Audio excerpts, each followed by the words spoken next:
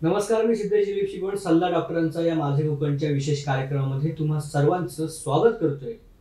आज आपण एका श्रीमंत आजाराबद्दल चर्चा करणार आहोत। याआधी हा आजार फक्त श्रीमंतांना होत होता, परंतु आता गावामधील गरीबात गरीब किंवा सर्वसामान्य लोकांमध्ये सुद्धा सर्रास होताना आढळून येतोय।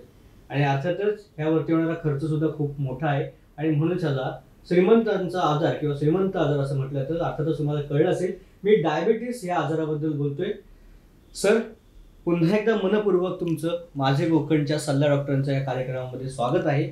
अर्थातच वेगवेगळ्या आजारांवरती तुम्ही उपचार करत असता, वेगवेगळे आजार तुम्ही लोकांची बरे करत असता। आज आपण डायबिटीस याबद्दल चर्चा करणार आहोत, तुमच्याकडनं मी माहिती जाणून घेणार आहोत। काय सांगाल, नक्की डायबिटीस काय आहे? डायबिटीज म्हणजे सगळ्यांनाच माहीत आहे काय आहे ते, की आपली जी पेनक्रिया असते, स्वादुपिंड, तो बंद होतो, वर्क करायचा बंद होतो। त्याच्यामुळे त्याच्यातून जी इन्सुलिन तयार होतं ते तयार होण्याचं बंद होतं, म्हणून आपण बाहेरून सप्लिमेंटरी घेतो इन्सुलिनची, आणि त्याच्यामुळे आपली शुगरची मात्रा कमी होते। यालाच डायबिटीज म्हणतात। प्रामुख्याने पाहायला गेलं ना तर 40 किंवा 50 वर्षाच्या आधी हा एक श्रीमंत कुटुंबांमध्ये होणारा आजार, बरोबर आहे, गोड खाल्ल्यामुळे होणारा आजार असं म्हटलं जायचं। परंतु आता गावागावामध्ये सर्वसामान्य लोकांना सुद्धा हा आजार व्हायला लागलेला आहे। प्रत्येक ठिकाणी 5 लोकांमध्ये एक जरी आपण बघितला तरी त्याला मधुमेह, डायबिटीज हा आजार आहेच। नक्की काय या मागचं कारण आहे? ह्या मागचं कारण हेच आहे की आपला जो स्वादुपिंड आहे त्या स्वादुपिंडाला रक्तपुरवठा होत नाही, आणि तो रक्तपुरवठा होत नाही म्हणून स्वादुपिंड वर्क करायचं कमी करत जातं। आणि स्टार्टिंगला तुमच्यावर एखादी गोळी इफेक्ट करते, मग हळूहळू त्याची पॉवर वाढत जावी लागते। मग थोड्या दिवसाने वाढत वाढत मग एकाच्या 2 गोळ्या, दोघांच्या 4 गोळ्या, मग जेव्हा गोळ्याच वर्क नाही करत त्यावेळेस इन्सुलिन, असं म्हणजे स्वादुपिंडाची first stage, second stage, third stage, fourth stage असं ठरवलं जातं। की फर्स्ट स्टेजमध्ये खूप कमी असतो, म्हणजे तो वीक व्हायला सुरुवात होतो, मग तो जास्त वीक होतो, मग तो आणखीन जास्त वीक होतो, मग आणखीन जास्त वीक होतो। त्यावेळेस तुमच्यावर औषधं इफेक्ट करत नाहीत। आणि याच्यातून मी पुढे सांगेनच तुम्हाला, त्याचे पुढे तिथपर्यंत पोचू नये आपण म्हणून काय काळजी घेतली पाहिजे ती नक्कीच। परंतु त्याआधी मला तुम्हाला विचारायचं आहे की गोड खाल्ल्यामुळे डायबिटीस होतो ही लोकांची एक भावना आहे, त्यामुळे प्रत्येक जण आता गोड सुद्धा जपून खायला, शुगर फ्री आता प्रत्येक गोष्ट बरोबर आहे। कितपत हे योग्य आहे? असं काही नाही आहे शुगरमुळे, कारण आपल्या शरीरात ऑलरेडी शुगर उत्पन्न झालेली आहे जास्त, ती आपण बसवू शकत नाही। त्याच्यात गोड खाल्ल्याने आणखीन ती शुगर अप होते, म्हणून आपण गोड खायचं टाळतो, बस एवढंच असतं। नक्कीच। आणि आता जर बघितलं तर तरुणाईमध्ये सुद्धा मोठ्या प्रमाणामध्ये डायबिटीसचं प्रमाण वाढलेलं आहे। डायबिटीस हा आजार अनुवंशिकपणे होऊ शकतो का? 40 वर्षापूर्वी डायबिटीस कोणालाच नव्हतं, त्यामुळे अनुवंशिक बोलू शकत नाही आपण, कारण आता प्रत्येक घरामध्ये एक डायबिटीस पेशंट आहे। त्यामुळे अनुवंशिक कसं ठरवू शकतो आपण? आता जे आहे ते आपल्या राहणीमानामुळे आणि खाण्यापिण्यामुळेच आहे। आणि आता माझ्याकडे एक साधारण 2 महिन्यापूर्वी एक मुलगी आली होती, 11 वर्षाची मुलगी, तिचं शुगर 450, ठाण्यावरून आली होती। तर बरेच त्या लोकांनी एवढ्या 7व्या वर्षापासून तिला शुगर सुरू झाली, मग त्यांनी पण मला तेच येऊन विचारलं, माझ्या मुलीला एवढ्या लहान वयातच का असं? इतर मुलं पण आहेत, ज्यावेळेस तिला चॉकलेट खायचं वय आहे तिचं, आणि त्या वयात तिला गोळ्या आणि हे सगळं इन्सुलिन घ्यावं लागते, आणि स्वतःच्या हाताने ती स्वतः इन्सुलिन घेते एवढ्या लहान वयात। तर डॉक्टर तुम्ही काहीही करा पण तिचं इन्सुलिन मात्र बंद करा। तर मी माझी ट्रीटमेंट दिली तिला, आणि आता बऱ्यापैकी तिचं कंट्रोलमध्ये आहे। तर असे बरेच पेशंट आहेत। एक पेशंट माझ्याकडे आले होते, मुस्लिम पेशंट होते, ते त्यांचं नाव हमीद भाई म्हणून होते। ते 35 युनिट्स सकाळी, 25 युनिट्स दुपारी आणि रात्री 35 युनिट्स असे 3 वेळा इन्सुलिन घ्यायचे आणि गोळ्या वेगळ्या. त्यांची शुगर फास्टिंगमध्ये 400 आणि जेवल्यानंतर 700. तो माणूस उभा राहू शकत नव्हता. त्याला टॉयलेटला पण जायचं तर तो धरून घेऊन जायला लागायचं. आणि सगळ्यांनी सांगितलं की आता तुझ्यावर इन्सुलिन पण वर्क करत नाही, आता तुझा काही भरोसा नाही. आणि त्यावेळेस त्या कंडिशनला ते माझ्याकडे आले. मला म्हणाले कसंही करा, माझं इन्सुलिन बंद करा.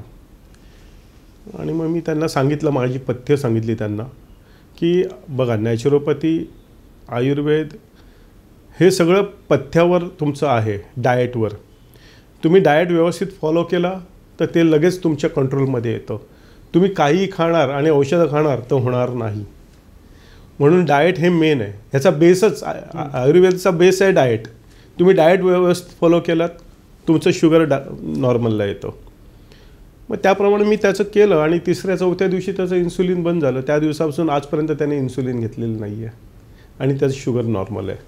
नक्कीच डॉक्टर, परंतु एक महत्त्वाचा प्रश्न असा आहे की डायबिटीसमध्ये प्रामुख्याने आपण बघितलं गेलं तर शुगर वाढणं, शुगर कमी होणं या पद्धतीने लक्षणं दिसून येतात. परंतु प्रमुख यामागचं लक्षण काय आहे की कशा पद्धतीने आपण ओळखायचं की मला आता डायबिटीस व्हायला सुरुवात झालेली आहे आणि मग ह्याच्यावरती उपचार? नाही, ते लक्षात येत नाही असं पटकन.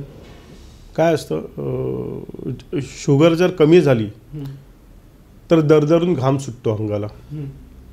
शुगर वाढली, भूक लागते. आणखीन त्याला हे होतं की खात राहावं आणि ते खात राहिल्यामुळे आणखीन शुगर वाढत जाते, जास्त भूक लागणं. तर त्याला आपण हे नाही करू शकत. पण जेव्हा चेक करतो आपण, ब्लड टेस्ट करतो, त्यावेळेस आपल्याला लक्षात येतं की माझी शुगर एवढी हे झाले आणि त्याच्यावर मग आपले उपचार सुरू होतात. नक्कीच. आणि आता महत्त्वाचा प्रश्नाकडे मी येणार आहे, तो म्हणजे तुमच्याकडे ह्या आजारावरती उपचार घेण्यासाठी लोक येत असतात. आत्ताच तुम्ही बोललात की उपचार घेत असताना डाएटसुद्धा फॉलो करावं लागतं, नक्कीच, पथ्य पाळावं लागतं. उपचार पद्धती काय आहेत आणि कशा पद्धतीचं यामागे पथ्य असतं? उपचार जेवढे मी डायबिटिक पेशंट आहेत त्यांना माझा एक सल्ला आहे की तुम्ही आता फर्स्ट स्टेजला किंवा सेकंड स्टेजला असाल तर तिथून थर्ड स्टेजला जाऊ नका, फोर्थ स्टेजपर्यंत जाऊ नका. आणि त्याच्यासाठी आत्तापासून तुम्ही डाएट फॉलो करा. डाएट कशा प्रकारे फॉलो करायचा ते मी सांगतो. जमिनीच्या खालचं आलं, कांदा, लसूण आणि हळद या 4 गोष्टी खाल्ल्या तर चालतील. त्याच्या व्यतिरिक्त जमिनीखाली जे उगवतं, गाजर, बीट, मुळा, बटाटा, रताळू, शेंगदाणे, त्याच्यानंतर सुरण, अरवी, कंदमुळं जी आहेत, ह्याच्यामध्ये खूप जास्त कार्बोहायड्रेट असतं. आणि हे जे कार्बोहायड्रेट असतं ते आपल्याला शुगरला अप करतं आणि त्याला ते खाणं आपण टाळलं पाहिजे. कार्बोहायड्रेट्स, बऱ्याच लोकांना शेंगदाणे खायची सवय असते. त्या शेंगदाण्यांमध्ये खूप कार्बोहायड्रेट असतं, त्याच्यामुळे शुगर वाढते. तर त्याच्यानंतर जमिनीच्या वरती जे उगवतं त्याच्यामध्ये आहे भात, तांदूळ. त्याच्यामध्ये खूप जास्त कार्बोहायड्रेट असतात, म्हणून शक्यतो भात खायचा टाळावा. भातापासून जे जे तयार होतं म्हणजे कांदे पोहे, तुमची इडली, डोसा, ते घावणे वगैरे, जे जे तांदळाच्या पिठापासून आपले जे पदार्थ आहेत ते सगळे खायचे टाळा. आणि तुम्ही बाकी काही खा, तुमची शुगर अप होणार नाही. तुमच्या नॉनव्हेजने अप होत नाही, तुमच्या चपातीने अप होत नाही, तुमच्या दुधाने अप होत नाही. फक्त साखर, मैदा आणि हे जे मी सांगितलं हे सगळं जर टाळलं तर तुम्ही 100% तुमचं शुगर तुमच्या हातामध्ये असेल आणि तुम्ही ती व्यवस्थितपणे हँडल करू शकाल. त्यामुळे तुम्ही हे पाळा.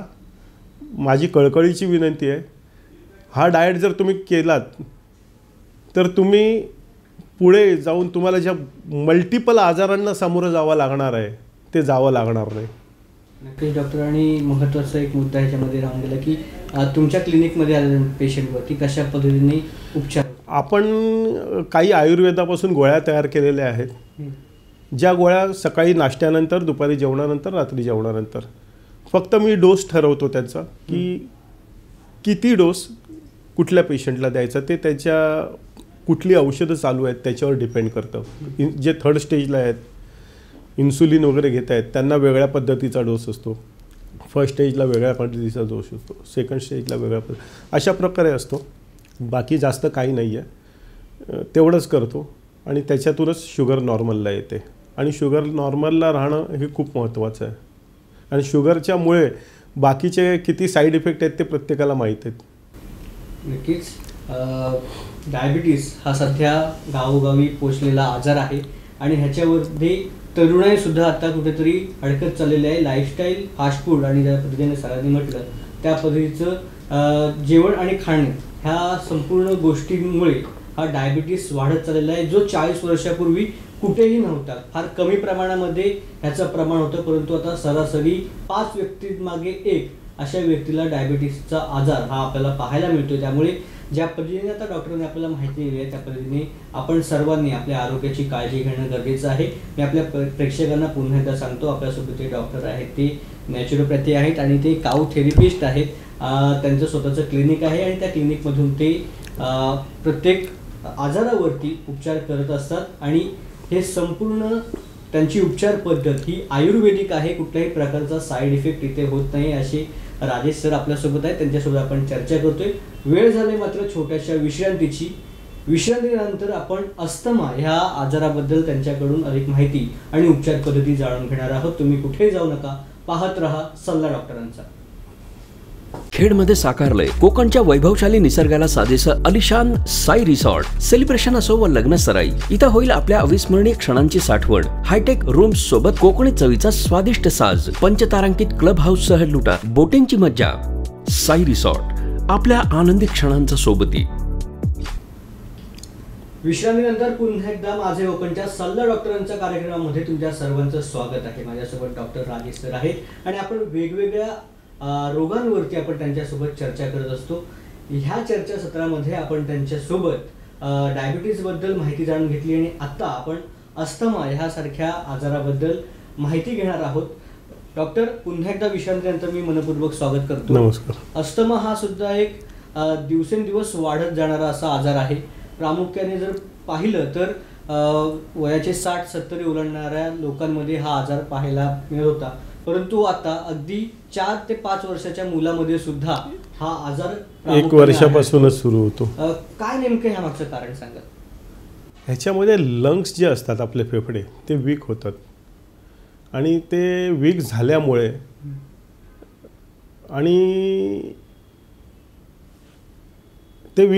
आपल्या शरीरामध्ये ते जे टेम्परेचर आहेत, हीट, ते मेंटेन करू शकत नाहीत. ते मेंटेन नाही होत, त्याच्यामुळे जो सर्दी आहे, सर्दीचं पाणी ज्यावेळेस ते खाली येतं आपल्या छातीमध्ये त्यावेळेस ते -डिग्रीमध्ये जातं आणि त्याचा कफ तयार होतो. आता आपण महाराष्ट्रात राहतो, पाऊस पडताना बघत असतो आपण सगळेजण.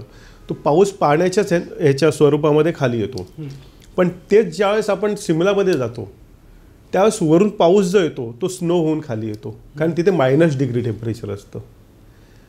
तसं टेम्परेचर ज्यावेळेस आपल्या आतमध्ये क्रिएट होतं त्यावेळेस हे सर्दीचं जे पाणी आहे ते खाली ज्यावेळेस छातीत उतरतं त्यावेळेस त्याचा कफ तयार होतो आणि तो कफ ब्लॉक करतो छातीला आणि म्हणून आपल्याला श्वास घ्यायला त्रास होतो. कारण श्वास घेताना जी हवा आहे आपल्या लंग्समध्ये येणारी तिला अडकायला होतं आणि मग आपण त्याच्यासाठी पंप वगैरे घेतो. त्या पंपाने तो इन्स्टंटली कफला थोडंसं बाजूला केलं जातं आणि आपल्याला रिलीफ होतो, आपल्या लंग्समध्ये हवा जाते आणि आपल्याला बरं वाटतं. पण हे टेम्पररी असतं, त्याच्यासाठी परमनंट सोल्युशन नाही आहे. आणि त्याच्यासाठी आपण आपल्याकडे औषधं तयार केली जेणेकरून ते जे टेम्परेचर आहे ते मेंटेन व्हावं. त्याच्यामुळे काय होतं, आपलं औषध घेतल्यानंतर बॉडीचं टेम्परेचर वाढतं, गरम होते आणि तो कफ मेल्ट व्हायला सुरुवात होते. कफ मेल्ट होऊन ते युरिन वाटे, मोशन वाटे बाहेर पडतो आणि माणसाला रिलीफ व्हायला सुरुवात होते. ज्यांना 10-10 मिनिटाला पंप लागतो किंवा 10 पावलं चालल्यानंतर पंप लागतो, त्यांनी आपलं औषध घेतल्यानंतर पंपाची गरज पडत नाही. एवढं इन्स्टंटली रिलीफ मिळतो.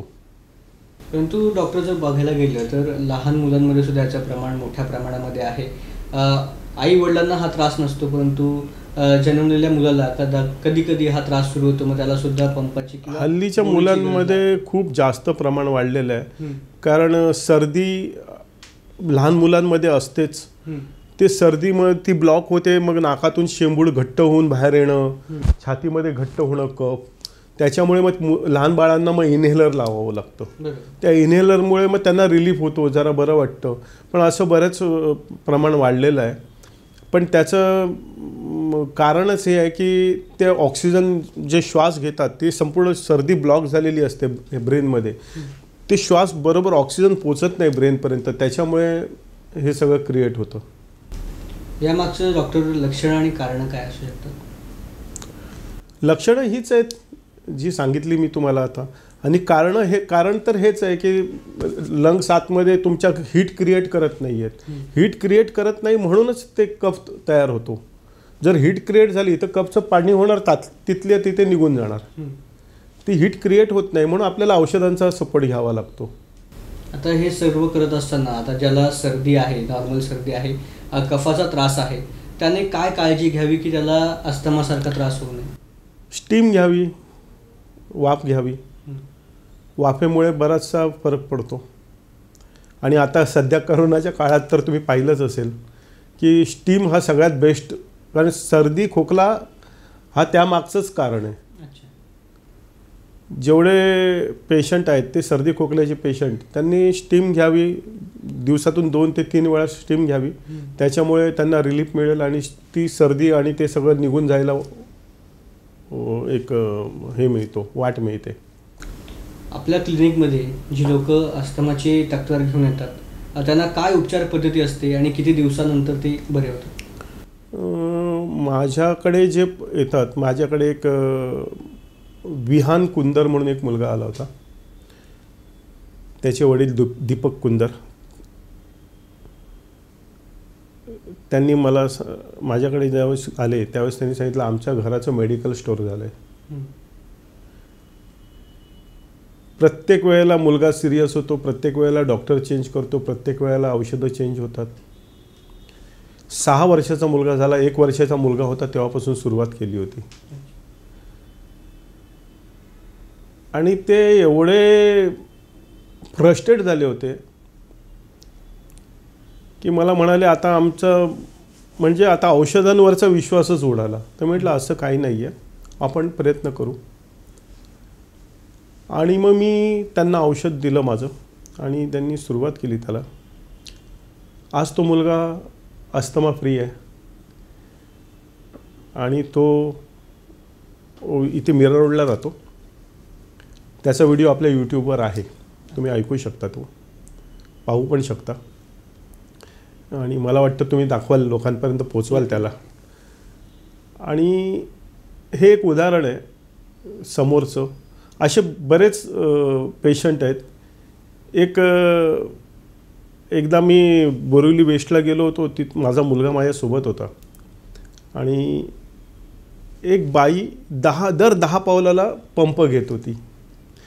आम्ही एका ह्याच्यामध्ये गेलो होतो, गॅलरीमध्ये. तिथून जाऊन मी परत खाली आलो, तरी पण ती बाई त्या शॉपिंगच्या दारातून त्या स्टेअरकेसपर्यंत यायला तिला 25 मिनटं लागली होती.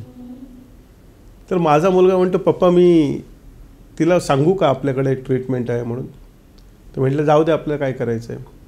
पण त्यालाच राहवलं नाही. तो गेला आणि तिला म्हणाला आंटी आपको अस्थमा है? ती म्हणाली हाँ. मेरे पापा इसका इलाज करते, ये मेरा पापा का कार्ड है, आप उनसे आके मिलो. ती बोले ठीक आहे, मी माझ्या नवऱ्याला पाठवते. दुसऱ्या दिवशी तिचा नवरा आला आणि माझं औषध घेऊन गेला. त्याच्या 3 महिन्यानंतर त्या बाईचा परत मला फोन आला, मला औषध पाहिजे. मी म्हटलं 3 महिने तर तुम्ही जे 1 महिन्याचं औषध दिलं होतं ते मी 3 महिने चालवलं आणि आजपर्यंत मला त्रास नाही झाला. मी पंप सुटला माझा. तर असे बरेच केसेस आहेत, जितके सांगावे तितके थोडे आहेत. मी कशा पद्धतीचा उपचार करतो म्हणण्यापेक्षा तुम्हाला किती रिलीफ मिळतो हे महत्त्वाचं आहे. नक्कीच तुमच्या उदाहरणामधून एक गोष्ट या ठिकाणी कळली, जर वेळीच उपचार घेतले तर अस्थमा बरा होऊ शकतो. जे आपण म्हणतो की आता अस्थमा तुला झालाय तर तो बरा होणार नाही, तो कायमस्वरूपी राहणार, असं नाहीये, तो बरा होऊ शकतो. मग ही उपचार पद्धती कधीपासून घ्यायची, याला काही टाइम लिमिट वगैरे आहे? हां, कसं असतं, लहान मूल असेल तर लवकर रिकव्हरी त्यांची असते. मोठ्याही माणसांना असते, पण जसे ओल्ड एज असतात त्यांच्यावर मग ते 2 वर्ष 5 वर्ष इतका वेळ जातो त्याच्यामध्ये. कारण आपल्याला ज्यावेळेस आता तुमचे लंग्स काम करत नसतात त्यावेळेस मी औषधाने त्याला ती हीट क्रिएट करतो, पण त्याच्यासोबत मला तुमची इम्युनिटी बूस्ट करायची असते. तुमची इम्युनिटी ज्यावेळेस बूस्ट होते तेव्हा ती पॉवर तुमच्यामध्ये स्वतःमध्ये यायला सुरुवात होते आणि मग मी माझी औषधं कमी कमी करत जातो. आज मी रोज समजा डोस आहे तुमचा, तर तो नंतर काय करतो आपण 1-2 महिन्याने, आता तुम्हाला अजिबात त्रास होत नाही, मग 1 दिवस सोडून द्यायला सुरुवात करतो. म्हणजे त्यांचा टायमिंग वाढवतो औषधाचा. जो एक डोस तुम्हाला 24 तास तुम्हाला रिलीफ देत होता त्याला 48 आवर्स रिलीफ द्यायला सुरुवात करतो. नंतर 2 दिवसांनी असं करत वाढवत आपण तो डोस कमी कमी करत जातो आणि शरीरातून तुमची इम्युनिटी बूस्ट करत जातो. आणि त्याप्रमाणे तुम्ही थोड्या दिवसांनी तुम्हाला औषधाची गरज पडत नाही, तुमचे लंग्स स्ट्रॉंग होतात आणि तुम्ही युज-थ्रू होता. नक्कीच ज्या पद्धतीने डॉक्टरांनी सांगितलं, म्हणजे कुठलाही आजार हा कायमस्वरूपी आपल्याला नसतो. आपण फक्त म्हणतो की अस्थमा आहे आणि तो मला कायमस्वरूपी आहे, तर तो बराही होऊ शकतो. त्यासाठी तुम्ही डॉक्टरांशी संपर्क साधू शकता.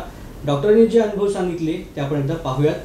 पेशंट्सना आलेले अनुभव, तेच पेशंट त्यांना सांगतील की डॉक्टरांची ट्रीटमेंट घेतल्यानंतर त्यांना कशा पद्धतीने आजारापासून मुक्ती मिळालेली आहे. पाहूया. मी पहिल्यांदा आभार मानतो डॉक्टर राजेश जाधव यांचे. मला फार पूर्वी त्रास होता, पण त्यांच्या औषधांनी जे स्पंदन घेतलं आणि ड्रॉप घेतले त्यामुळे मला जी धाप लागायची, धाप लागणं परिपूर्ण बंद झाले आहे. आणि त्यांच्या कृपेमुळेच मी आज इथे जो पोहोचले ओलीमध्ये बर्फाचा आनंद घेण्यासाठी, तो मनसोक्त आनंद घेत आहे. आणि ह्या आनंदामध्ये त्यांचा सिंहाचा वाटा आहे, पण त्यांनी मला नवीन जीवदान दिलेलं आहे आणि त्यामुळे मी परिपूर्ण आनंदी आहे. आणि आनंद असून त्यांच्यासोबतच येऊन आज ओलीमध्ये जे बर्फाल प्रदेशातमधून मनसोक्त आनंद घेत आहे, त्यांचे मी धन्यवाद. हाय, मैं मिस्टर दीपक कुंदर, मेरा वाइफ आशा कुंदर और ये मेरा बच्चा वियान कुंदर है. ये जब 1 साल का बच्चा था तभी इसको अस्थमा का अटैक आया था. अस्थमा का अटैक आया था, फिर भी डॉक्टर को सिम्टम्स पता नहीं चला. फिर सब सिम्टम्स पता चलने के बाद इसका मेडिकल दवा चालू किया था. और दवा चालू करने के बाद इसका इतना प्रॉब्लम होता था कि इसको बार बार अटैक आता था. अटैक आने से इसका जो अंदर का जो लंग्स था वो लंग्स में इफेक्ट हो गया था. इफेक्ट होने के बाद उसका जो खाने का जो ताकत थी वो चली गई थी इसकी. मतलब खाना खाने के बाद भी वो उसको डाइजेस्ट नहीं कर पाता था. डाइजेस्ट करने के बाद वो उसको पूरा वोमिटिंग बाहर आ जाता था. और उसका एवरी मंथ उसको महीने में नहीं बोले तो कम से कम उसको 2-3 बार अटैक, उसको अस्थमा का अटैक आता था. लेकिन एवरी टाइम उसको जब भी उसका मेजर उसको अटैक होता था तो हम लोग को एडमिट करना पड़ता था. एडमिट करने के बावजूद भी ऐसा कुछ ये नहीं था, उसका कुछ रिलीफ नहीं मिलता था उसको.